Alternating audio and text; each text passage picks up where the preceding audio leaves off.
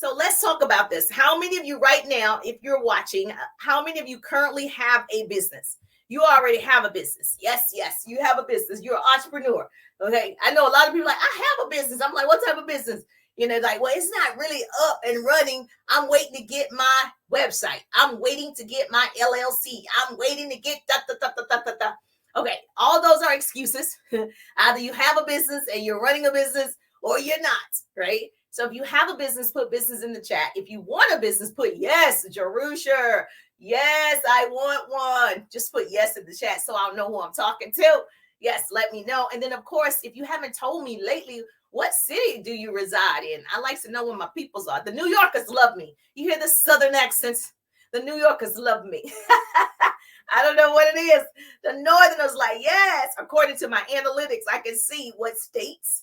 And it's always the northern states. Just love the Southern voice. So let me know where you're tuning in from. So earlier we were getting into it. I gave you like 5 tips. Watch the replay because I'm not going to go back over those. But what I wanted to really express to you tonight was we are transforming our minds, body, and soul to be who God called us to be. So we're not hiding our talents and gifts. We're not doing that anymore. And we're not hiding our solutions. We're letting the world know we are on purpose with our daily actions. Earlier, we talked about you got to put yourself into action. You have a business, get into action. Most people confuse movement with action, okay, or movement with progress. And so, no, just because you're moving, right, doesn't mean you're going anywhere. Let me give you an example, just like a rocking chair. I am moving back and forth, but I'm not going anywhere in life. And so a lot of people think they're moving because they get up in the morning, they go to somebody else's job, they do their work, then they go back home, they eat dinner, they go to bed, and then they go back to somebody else's job the next day and they do their work, then they leave and they do it over and over. So there is movement, but is there progress? And so we want to get into the habit of, are we making progress in our actions? Or are we just like a rocking chair? We're doing it over and over and over, and it feels like it. We're doing something, but we don't see ourselves going anywhere higher. So are you really cut out to be an entrepreneur? Do you have what it takes to be a successful entrepreneur? Because the hustle is real, baby. You see, the hustle is real.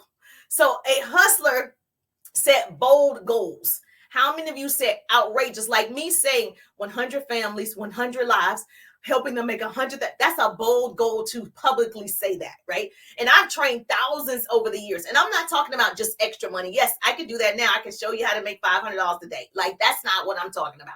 I'm talking about next level where they are influencing their surroundings. They're making changes, not just for their family, but their community, their churches. Like, we want to do something on a different scale, right? And so a hustler set goals that are uncertain and a little scary. So I set a goal that was scary. I'm like, what? Even the goal to show up on TikTok every single day for the next 6 months. Huge goal, scared to do it. Still said it though. So a hustler set goals that are uncertain and a little scary, okay?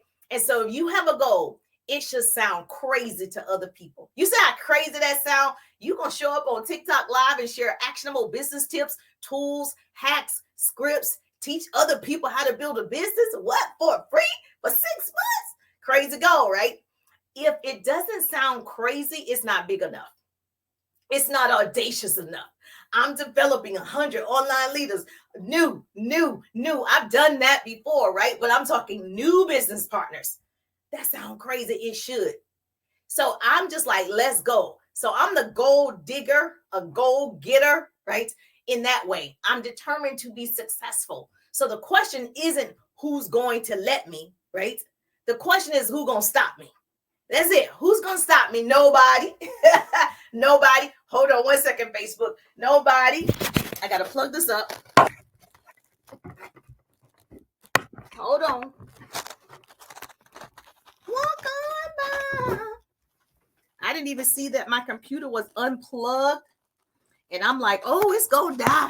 Oh, Facebook. Hold on. There we go. There we go. I'm like, what just happened to book facers? They were getting a little dull. Sorry about that, Facebook. Hold on.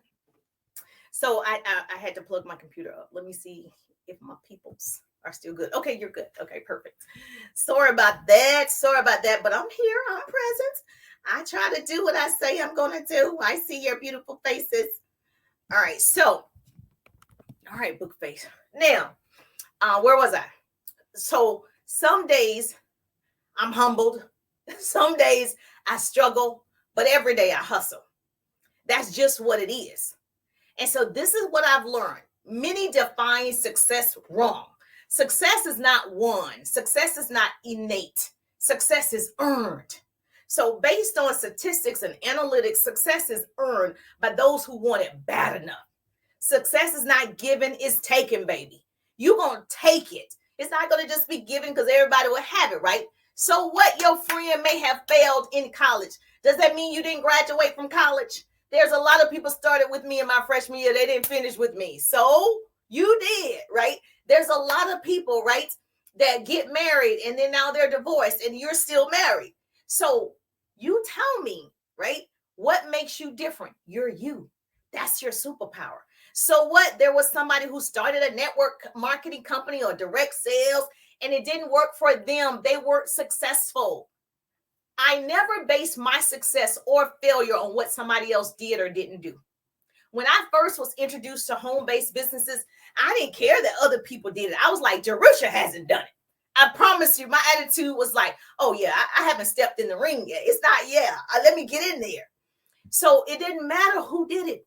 Every successful person understands that failure is a key ingredient to success. Quitting is not an option. You learn a skill, you get better. You learn some more skills, you get better. You learn some more skills, you get better. So if you study any successful person, you'll realize they have made far more mistakes than successes. For example, Michael Jordan, who I love, okay? NBA legend Michael Jordan, he holds the most total misses. You thought I was going to say wins, right? He holds the total misses. While he's remembered, everybody remembers him for being a great player that made a lot of shots. The reality is he missed more shots than he made. But people don't talk about that. This is very common with very successful people. We tend to fixate on their successes and we fail to see that they generally have a lot more failures than successes. So the difference between successful people and mediocre is the successful people do not dwell on the failures, because the moment somebody says no to you, the moment someone doesn't respond to you, then you say it didn't work. See, they learn from their failures and push forwards. And so when I got online, this is why I have the 3-day ride. If you're not in the business course, get in the course. The course is starting, giving you this opportunity to let's work together. Okay, let's get this coaching done. And so when I started online, at first I was failing forward, falling, failing. And I was like, what am I doing wrong? I didn't say I'm going to quit. I just need to learn what to do. I'm that person. Just show me what to do. I'm going to master it. Baby, I'm going to be the best at it. And so I'm about to be better than you, the person who taught me, because I'm going to keep doing it. And so your life does not get better by chance. It gets better by change. You have to change. And so write this down. A pretty person going to put this in the chat for me. Thank you, pretty people. Many are a victim of their circumstances. And the worst undeniable reason why some people fail where others succeed or do better is many take no for an answer. In my opinion, no just means next opportunity. You stop because somebody said no. You stopped because somebody said they're not interested. You stop your whole dreams and goals, your business, your book, your nonprofit, your because somebody said no. That word no stops a lot of people. And so that's why it's important for you to understand no just means next opportunity. And a lot of times that's God's grace. That's God kiss to you. He's letting you avoid this person. You think you want that person as a customer. You think you want that customer or person as a business partner. He said, I'm going to protect my child.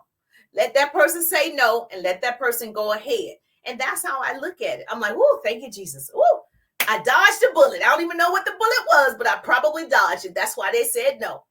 I don't even take it personal. Me and no, we ride together. I expect for people to say no. If everybody said yes, I'd be like, wait a minute now. Okay. So you create, you don't wait. You better write that down, okay? No one is going to give you anything. So let me take that back, okay?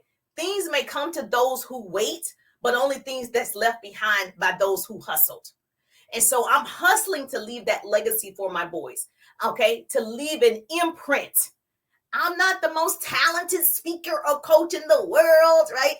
I'm not Oprah. I'm not Gail King. I'm not whoever you can name. I'm not the number one influencer online.